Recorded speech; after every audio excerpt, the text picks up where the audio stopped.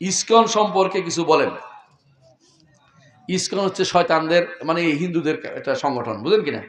এরা কি করছে, বিশ্বের হিন্দু ধর্ম আস্তে আস্তে লোপ পাচ্ছে। কারণ আল্লাহ বলছেন যা আল বাতিল যা আল হক ওয়া যাহাকাল বাতিল, হক এসেছে বাতিল চলে যাবে, তাই না? আল্লাহ কোরআন বলছে ইন্নাল বাতিলা কানা যাহুকা, বাতিল চলে যাওয়ার মতোই। এরা এখন চিন্তা করছে যে ইয়ার নাম কৃষ্ণের নামটাকে জপ করতে হবে এবং দরকার হলে খ্রিস্টানদের সাথে মিলতে হবে, ইহুদিদের সাথে মিলতে হবে, নিজেদেরকে টিকিয়ে রাখতে হবে। এই চিন্তায় তারা এটা বসছে।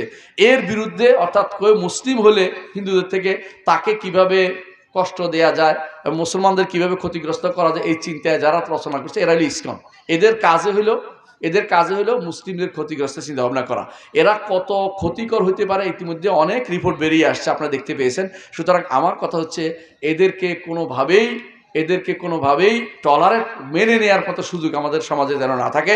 আমরা যাদের শাসক আছে তাদের অনুরোধ জানাবো যে এদেরকে কঠোর হস্তে দমন করতে হবে, কারণ তারা মানুষদের ক্ষতিগ্রস্ত করছে, একদম হত্যা করেছে। আপনি চিন্তা করে দেখুন, একজন আইনজীবীকে হত্যা করেছে, আরও মানুষকে আক্রমণ করেছে।